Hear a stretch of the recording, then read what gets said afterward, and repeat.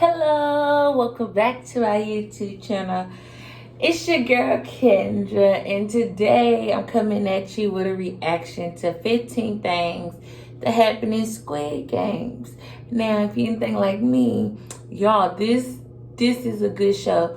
I literally watched the previews on not Netflix. Sorry, I watched the previews on YouTube, and I was looking at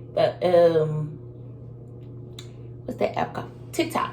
And I was seeing people was like talking about, oh, it's a game. Matter of fact, it's the #1 trending thing on Netflix. But y'all, that's what made me download Netflix and pay for Netflix, because I really wanted to watch this show. And when I say it's a good show, it's a good show. I'm not even all the way through it, but it's a good show. From what I done seen, the games I done seen them play, spectacular. So we're gonna be reacting to 15 things that supposedly we didn't know about the game. So this is Taco Bell's new red and blue freezy. We're gonna see how that is as well. And we got us some Taco Bell. So we got Doritos Locos Taco. We have us some soft tacos. And we have us a chicken and steak quesadilla, y'all. Quesadilla. My favorite, because I can't just get the chicken without getting the steak. And then I have some, like, you know, condiments to eat with it. So, yeah. Real quick for a thumbnail. 1 second. I'm going to get my thumbnails right. Okay. That's probably going to be this thumbnail. Alright, here we go. Let's get into it. I thought it was going to be a lighthearted reality TV contestant show, kind of like Takeshi's Castle or something. But it was anything but, with the gritty battle royale having scenes that will haunt your dreams. Seriously, I'm still not over episode 6. The show, which has been a massive hit on Netflix, is packed full of Easter eggs, foreshadowing, hidden details, and behind-the-scenes trivia. Some of which you may have missed the first time around, so we thought we'd take a look at them here. Let's go. Ooh, now this is a given, but there will be many Squid Game spoilers in this video. So if you don't want to be eliminated from your spoiler-free game, I'd recommend coming back to this video after you finish the show. Now, let's start with the show's biggest twist. That Oh Il-nam, aka Player 1, is actually the mastermind behind the games and the one who's running it from behind the scenes. While this was undoubtedly a shocking moment for many of us out there, myself included, there were actually many clues as to his real identity. For starters, the fact that the neighborhood in the marble game looks so much like the one he grew up in as a child, the fact that his number is 1 and that there are no other elderly players in the game, the fact that he has a deep knowledge about the games played, such as tug of war, and his delight at playing red light, green light despite all the violence happening around him. But there are some even bigger moments of foreshadowing that we missed the first time around. Such as the robotic girl's scanner in red light, green light not picking him up as a player, the fact that his name translated into English is #1 man, and in the montage where multiple contestants are waiting for the van to re-enter the game, they're all gassed except for Oh Il-nam, who just enters the van of his own volition. Also, in his conversation with Sung Gi-hun, Oh Il-nam basically convinces him to rejoin.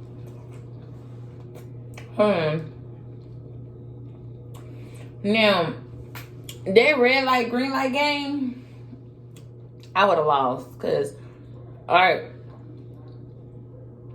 she picked up on the littlest movement. Like, you can be like this and move a thumb and you're going to get shot at.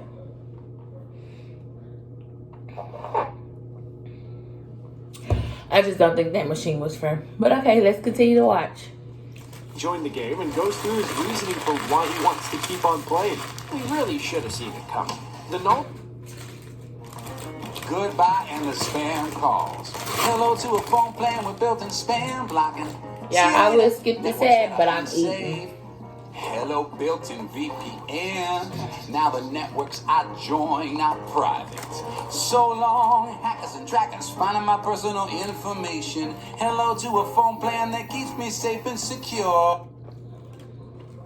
The knowledge of what the next game will entail is constantly sought after throughout the show, and players like the Doctor, who obtain information on the next game by providing favors, are eliminated due to it not being fair to the other players. However, every player had the opportunity to learn what game would be next if they paid close enough attention.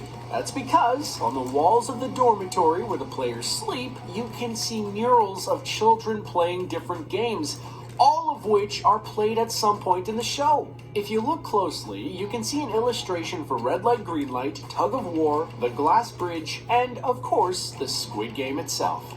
Continuing on this foreboding train, a number of characters' deaths in the show are foreshadowed in their lives outside of the game after the vote is called to stop it. For instance, Kang Sae-byeok holds a knife to a man's throat and tells him she'll rip it open, which is similar to her death at the hands of scumbag Cho Sung. So good. Another resident scumbag, Jung Dae-uksu's death is foreshadowed as he jumps off of a bridge after being trapped by some gangsters trying to kill him, just like the moment he falls to his This death nasty, on the but glass I'm bridge thirsty, again. so. Ali also steals money and leaves. Hold on, I'm gonna be right back, y'all. I'm gonna pause this. I gotta get another drink. This ain't it.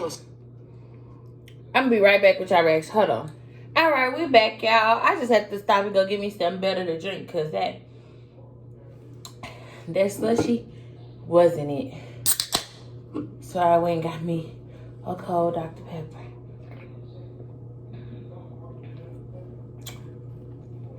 So good.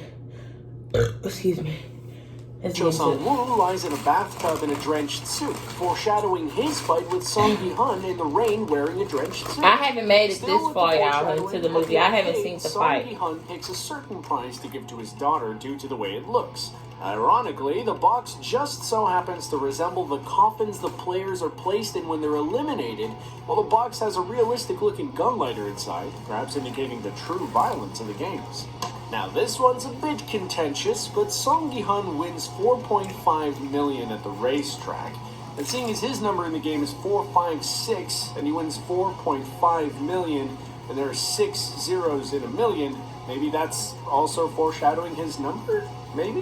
One of the most notable visuals in the show are the uniforms and masks the guards wear in the games. Seeing as the soldiers are basically indistinguishable wearing the same costumes, they're given different shapes on their masks so people can tell the difference, with the circle representing workers, the triangle representing soldiers, and the square representing managers. And I have to admit, it's a game show, and these look like PlayStation symbols to me, so maybe there's that too. However, the shape of the mask and the different roles they have were based on ants and an ant colony, which fits with the animal mask theme seen throughout the show.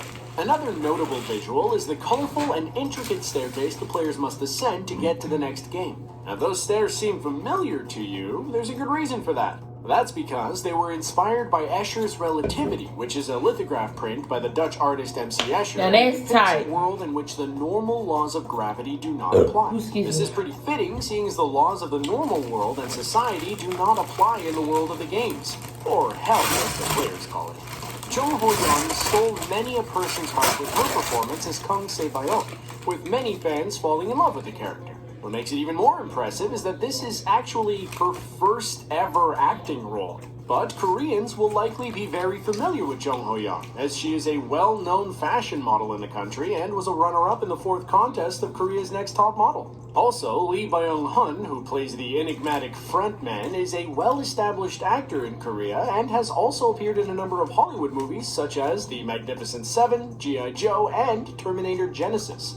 When it comes to the green jumpsuits the players wear, the show's creator, Hwang Dong-hyuk, was actually inspired by school uniforms and the outfits he used to wear as a kid. Initially, he was going to go all in on the school uniform aesthetic, but that would have included shorts, so instead opted to go with the green tracksuits, which were also picked so the red color of blood would pop on screen. The hot pink worn by the guards was picked as it's on the complete opposite side of the color wheel from the green, showcasing that the guards and players are on different teams and are opposites of one another. Now, while the Squid Game is unfortunately embroiled in plagiarism claims, with some stating it as a copy of the 2014 Japanese movie As God Wills, Hwang Dong-hyuk has claimed that his inspiration was manhwa, which are Korean comics that he used to read as a child. Before it got the title The Squid Game, it actually went by another, admittedly much more boring name. I'm sorry, In I was looking at it through the Netflix window. announced the show was to be called Round 6, which is in keeping with the 6 different games the contestants play. But this was eventually changed to the much more fun title Squid Game. The Squid Game is visually stunning and very aesthetically appealing, with the big immersive sets where the games are played being especially captivating. Surprisingly, though, these sets were actually built for real, with very little VFX used in the show. And for instance, the set used for Red Light Green Light, including the robotic girl, were actually built for real, all of which allowed the actors to fully immerse in the scene. With the crazy amount of foreshadowing and intricate storytelling, it's not surprising to learn that the script has actually been in development for some time. In fact, Hwang Dong-hyuk actually started the script all the way back in 2008, finishing the first draft in 2009, but still having to wait 10 years to successfully pitch it. Still, he had to wait to actually finish the series, with filming at one point postponed due to COVID. As we said, very little VFX were used in the show, and not only were the sets real, but the amount of contestants who played the game. For the Red Light Green Light game, there are indeed 456 actors in the scene, instead of digitally inserting people into the scene in post. And finally, let's end on some goofs, shall we? Oh, what? Oh! One of the best goofs in the show part. comes down to a typo, as when the frontman reviews the former glass factory workers file during the bridge game, the file reads that he had been working in the factory from 1897 to 2020, meaning that the character could be well into his hundreds. Another goof comes when Gi-hun enters the password for a credit card which he took from his mom secretly in the first episode, and enters 0426 as his birthday. Later on, we see his file in the frontman's room, and it says it's actually on Halloween. Whoops. While a season 2 has yet to be confirmed, the show has been one of the most popular on Netflix in over 22 countries since its release, and has caused Korean media stock to go up by 50%. With season 1 ending on somewhat of a cliffhanger, expect us to be returning to the games very soon. Alright, that's the end of that video. I'm sorry for smacking. It's so good, though.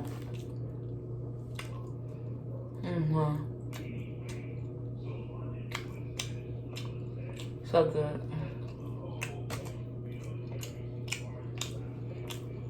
So good. Anyway,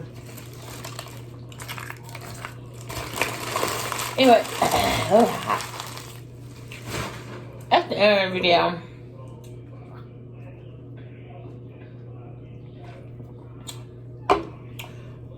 So good.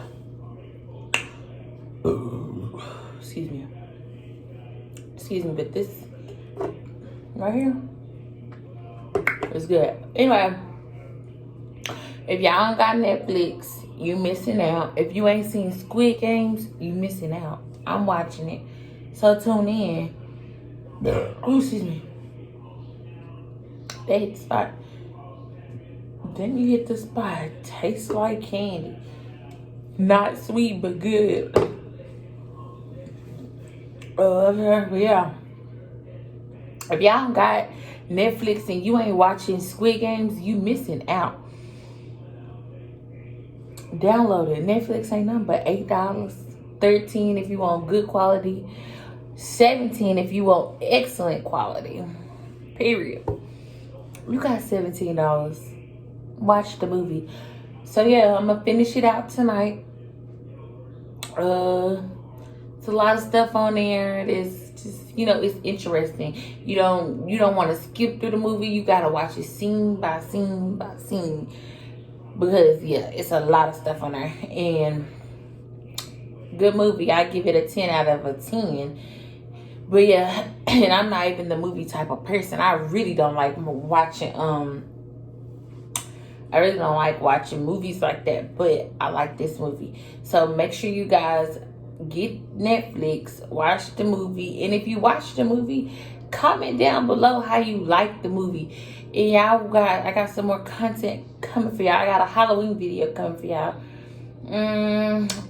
tomorrow. I'm gonna record it tomorrow, and I'm gonna put it on the channel tomorrow after I record it. Y'all gonna get this today. Wait, today is tomorrow. What time is it? Today is tomorrow, because y'all getting this right now at 12 a.m. and it's Friday. Y'all getting that other video at nighttime. So, period. It'll be Friday night by like 10:30. So, going to Saturday morning. But y'all will get it. It's right here, y'all. I got it on the side of me, and as y'all can see, I'm in my old setup because my work equipment over there. But this is gonna be the Halloween video, putting together a cookie haunted house. So it come with so much stuff, the piping stuff, and we gonna have fun putting this cookie together. So yeah, pre-mixed icing, candy, chocolate cookie put. So yeah, we're gonna have fun putting this haunted house together tomorrow. But yeah, that's that. Yeah. So if you like this video, leave your comments down below. Make sure you like, comment, subscribe to my YouTube channel. As soon as we hit I was gonna say 500. No. As soon as we hit 5,000 subscribers, I got something coming for y'all. But I won't tell y'all until I hit 5,000 subscribers. But peace, and you know the rest. Blessing.